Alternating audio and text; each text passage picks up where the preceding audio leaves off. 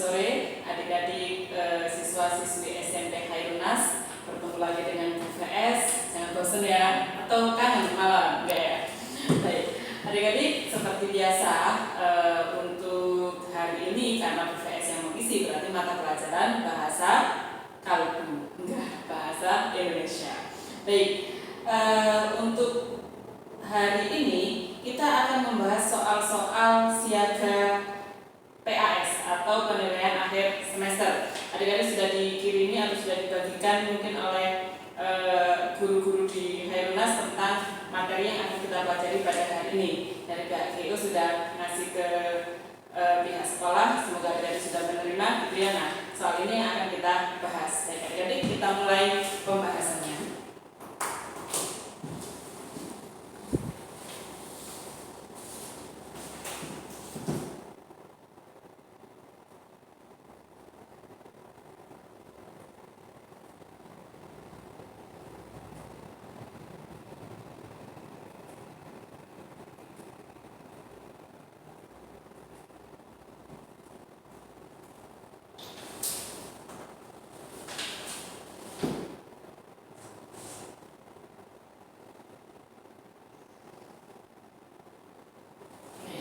Baik, silakan dilihat soal nomor 1. Di situ ada pernyataan seperti ini.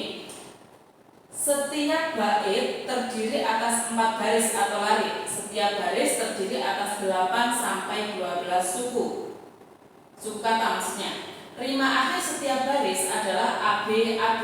Baris pertama dan kedua merupakan sampiran, baris ketiga dan keempat merupakan isi. Adalah ciri puisi rakyat yang disebut, ayo, apa kira-kira? Kemarin sudah Bu VS jelaskan. Jadi puisi rakyat itu macam-macam, ada pantun, ada syair, ada gurindam yang masing-masing memiliki ciri-cirinya atau ciri-ciri khusus. Nah, yang ditanyakan di sini cirinya adalah satu bait terdiri dari 4 baris, sajaknya AB, AB. 2 baris pertama disebut sampiran, 2 baris kedua disebut isi. Ciri dari apakah tersebut dari puisi rakyat tersebut? Jawabannya betul, yaitu pantun.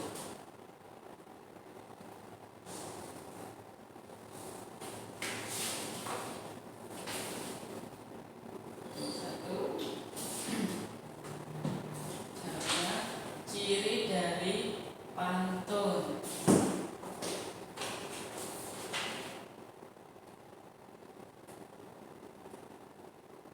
Satu bait terdiri atas 4 baris,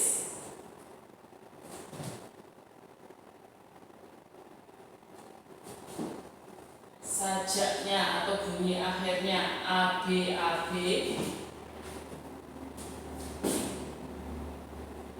Baris 1 dan 2 disebut sampiran. Baris 3 dan 4 disebut centelan. Enggak ya, ada sampiran, ada centelan. Bukan. 3 dan 4 disebut isi. Oke. Nomor 2 kita bahas. Kota Sampit di Kalimantan, Kota Makassar di Sulawesi. Larik yang tepat untuk melengkapi puisi rakyat tersebut adalah, ini kira-kira apa adik? Pantun. Ingat pantun tadi sajak atau bunyi akhirnya AB, AB.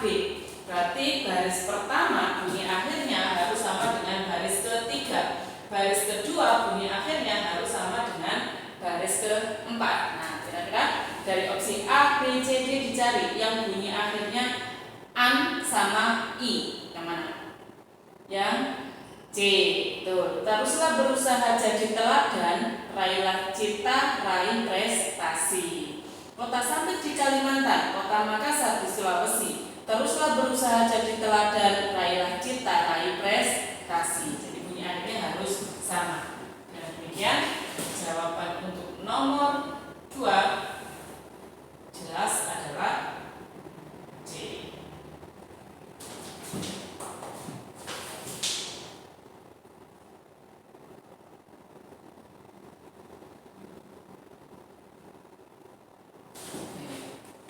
Nomor 3 sekarang. Perhatikan. Janganlah kita berprasangka buruk kepada sesama. Kalimat tersebut merupakan kalimat A. Larangan, B. Biasa, C. Ajakan, D. Saran. Apa kira-kira? Jawabannya A. Kalimat larangan. Kok tahu? Karena di situ menggunakan kata jangan. Oke. Berarti nomor 3.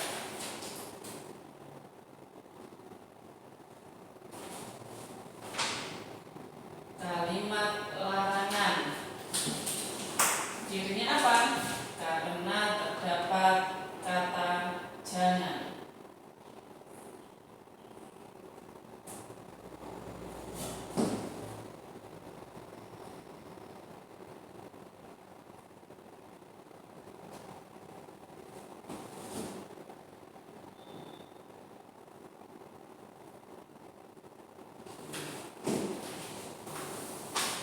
Karena ada kata jangan atau terdapat kata jangan sehingga menunjukkan bahwa itu adalah kalimat larangan. Oke. Lanjut nomor 4. Kalimat majemuk hubungan syarat terdapat pada, coba, ciri kalimat majemuk hubungan syarat itu apa tadi? Yaitu bisa kita lihat dari konjungsi atau kata penghubungnya. Silakan diperhatikan dulu. Untuk opsi yang A, agar hidup tercapai tujuan, hendaklah siswa rajin belajar. Ada konjungsi atau kata hubung.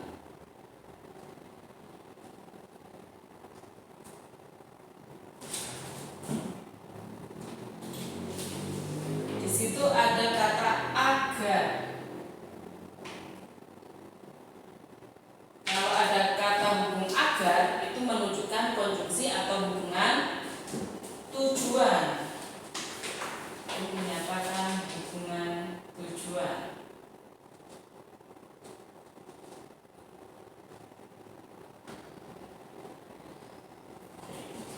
Untuk yang B, walaupun belajar banyak godaan, tetaplah teguh mencapai harapan. Ada konjungsi walaupun.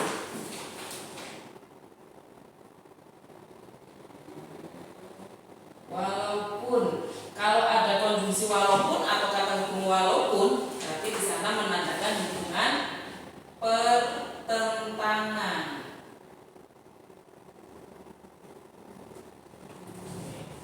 Lanjut yang opsi C. Khairi belajar begitu keras sehingga dapat memenangi olimpiade itu. Ada konjungsi sehingga atau kata hubung sehingga.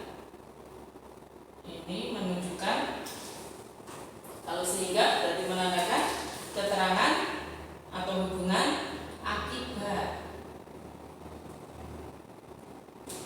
Kakinya terkilir sehingga dia tidak bisa berjalan. Akibat dari kakinya terkilir apa? Dia tidak bisa berjalan. Nah, yang terakhir, jika hidup bermalas-malasan, masa depan tak tentu arah. Ada konjungsi jika.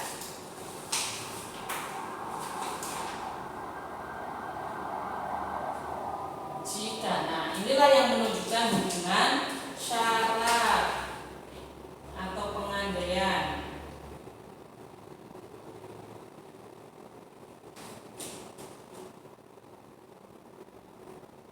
Syarat atau pengandaian. Jika aku menjadi juara kelas, ayah akan membelikanku sepeda. Syaratnya apakah aku akan dibelikan ayah sepeda jika aku menjadi juara kelas? Maksudnya seperti itu. Pengandaian, andai aku menjadi juara kelas, ayah akan memberikan aku sepeda. Nah, seperti itu adik-adik. Jadi sekali lagi karena ada yang ditanyakan adalah hubungan syarat, ini ya, hubungan syarat, berarti jawabannya adalah do. Jawabannya adalah do karena ada kata jika yang menandakan hubungan syarat. Lanjut ke soal nomor 5. Cerita moral karena pesan yang ada di dalam berkaitan erat dengan moral dan tidak hanya mengisahkan kehidupan binatang, tetapi juga mengisahkan kehidupan manusia dengan segala karakternya adalah teks. Apa tadi kata kuncinya? mengisahkan kehidupan binatang. Tidak hanya mengisahkan kehidupan binatang, tetapi juga mengisahkan kehidupan manusia. Disebut cerita fabel. Tuh. Oke, nomor 5.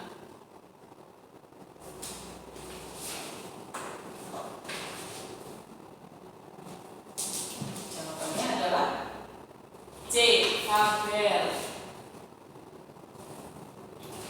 Alasannya karena tadi menceritakan karakter manusia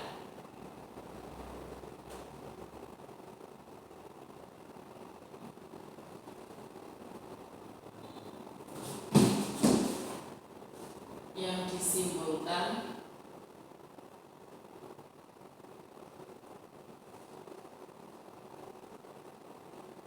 dengan hewan, atau dibalik, menggunakan tokoh hewan untuk mencerminkan karakter manusia. Seperti itu. Jadi kata kuncinya adalah hewan, karakter hewan dengan karakter manusia. Oke. 5C ya. Nah, yang tidak tergolong pada struktur teks cerita fabel adalah struktur teks cerita fabel. Masih ingat nggak apa saja struktur teks cerita fabel itu?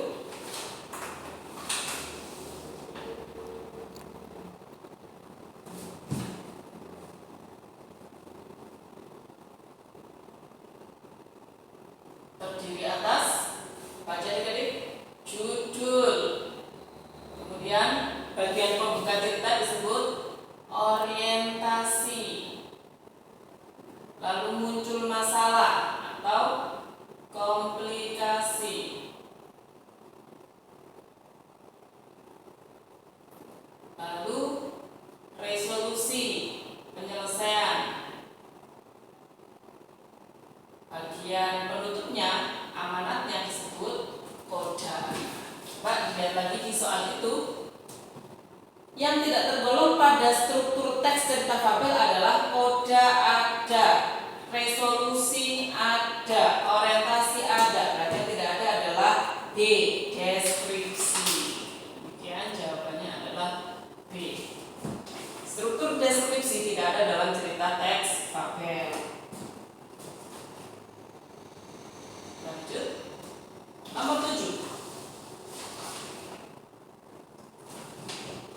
Fabel yang memunculkan secara eksplisit pesan pengarang di akhir cerita adalah fabel. Itu maksudnya adalah bagian dari struktur fabel apa? Gitu maksudnya juga dari. Jadi yang memunculkan pesan secara eksplisit, pesan pengarang di situ di bagian B, koda ya. Jadi koda itu berisi pesan atau amanat penulis.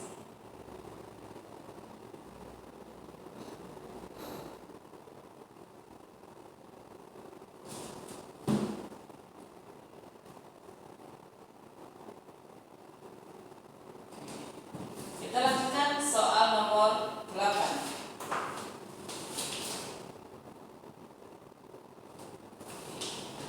Struktur yang tepat untuk teks fabel adalah yang mana adik-adik? Sudah buka tuliskan di sini struktur yang tepat, tinggal dicari. Orientasi, komplikasi, resolusi, koda. Yang mana? Do berarti ya. Itu sudah jelas. Tinggal lihat di soal nomor 6. Nomor 9.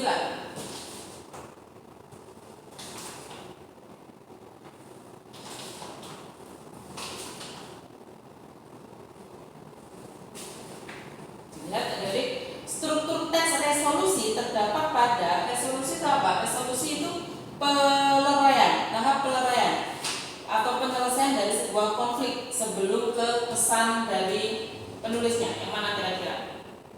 Yang betul. Sekarang apakah kamu sudah sadar dan akan berjanji tidak akan menipu, jahil, iseng, dan perbuatan yang merugikan binatang lain?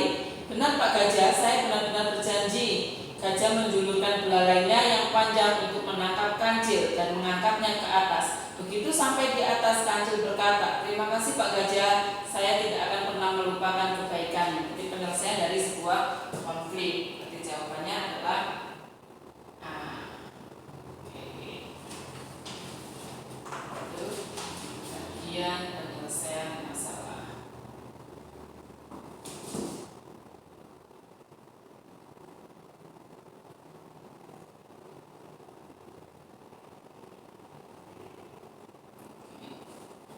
Nomor 10.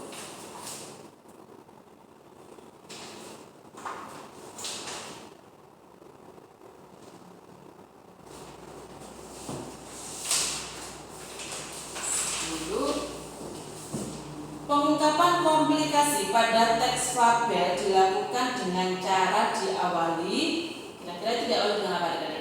Ketika gajah memasuki area perkampungan semut merah, tanpa diduga pasukan semut merah tiba-tiba menyerangnya. Semut menyerang gajah, berarti apa itu? Konflik fisik. Oke. Jawabannya C. Jadi konflik fisik. Karena di situ ada istilahnya serangan fisik.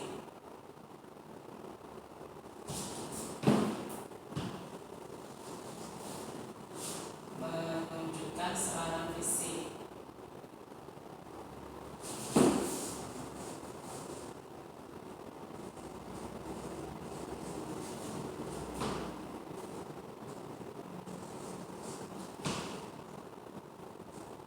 Yang dilakukan semut kepada gajah.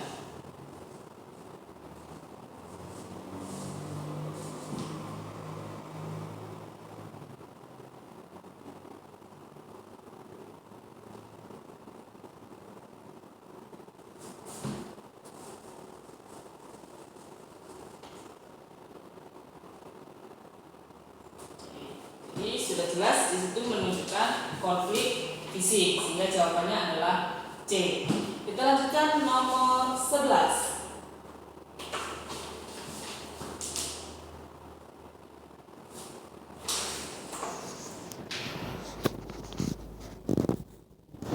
Lihat soalnya jadi pengungkapan pengembangan watak tokoh pada teks fabel dilakukan dengan cara apa? Kita bisa tahu wataknya tokoh singa itu digambarkan melalui apa?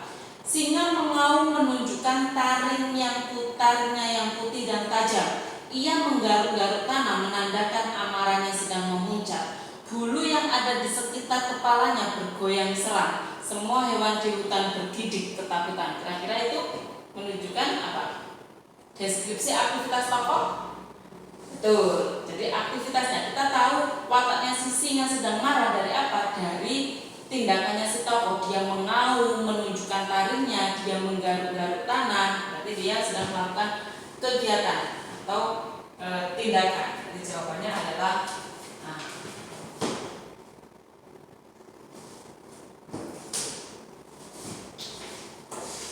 Maknanya adalah menunjukkan tindakan tokoh.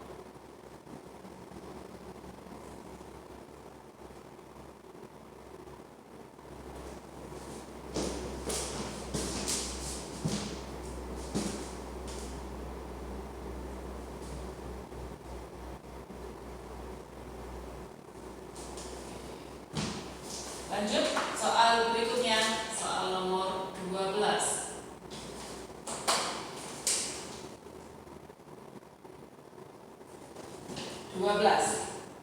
Struktur teks yang tepat pada teks tersebut adalah, kita baca, kuda berkulit harimau yang menjadi tokoh pada cerita itu melambangkan bahwa sepandai-pandainya orang berpura-pura, suatu saat akan terbongkar juga kepura-puraannya itu. Pada akhirnya, kejujuran merupakan sikap semua makhluk yang paling indah di dunia ini. Kalian bagian apa dari? Bagian penutup, tetapi yang berisi amanat atau pesan dari penulis, maka disebut dengan koda. Betul. Jadi jawabannya adalah do. Ya, koda ini berisi pesan atau amanat penulis. Sama dengan soal nomor 7.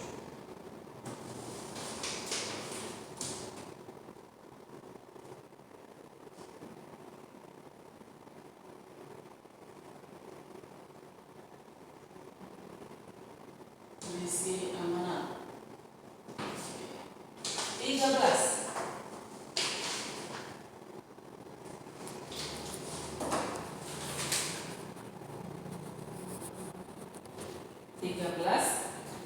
Kata senang pada kalimat tersebut bersinonim dengan kata ia sangat senang menjadi juara umum. Senang bersinonim. Persamaan kata senang adalah riang. Tuh. Nah, riang. Sudah jelas ya? Gampang ini.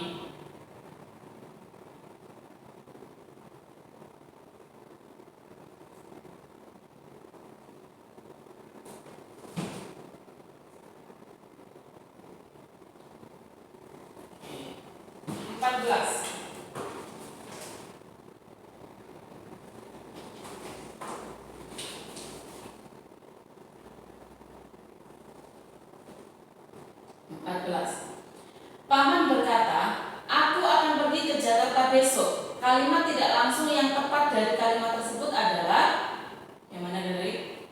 Paman berkata, aku akan pergi ke Jakarta besok. Kalau kalimat tidak langsung, berarti kata ganti aku diubah menjadi kata ganti orang ketiga. Aku menjadi iya. Berarti jawabannya B. Jadi paman mengatakan bahwa ia akan pergi ke Jakarta besok. Jadi dari kalimat langsung menjadi kalimat tidak langsung, maka harus mengubah kata ganti. Kata ganti orang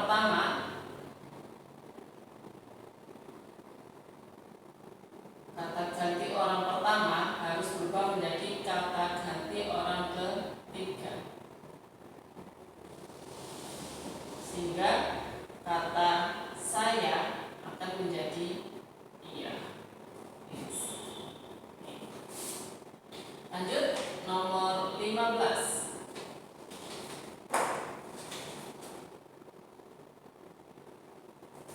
Nomor 15. Kalimat yang menggunakan tanda petik, intonasi tinggi untuk tanda tanya, datar untuk kalimat berita, dan tanda seru dilakukan dengan intonasi perintah. Kata ganti orang pertama dan orang kedua merupakan kalimat apa itu? Kalimat yang diapit oleh tanda petik biasanya disebut dengan kalimat langsung. Tuh. Jadi sudah jelas yang diapit oleh tanda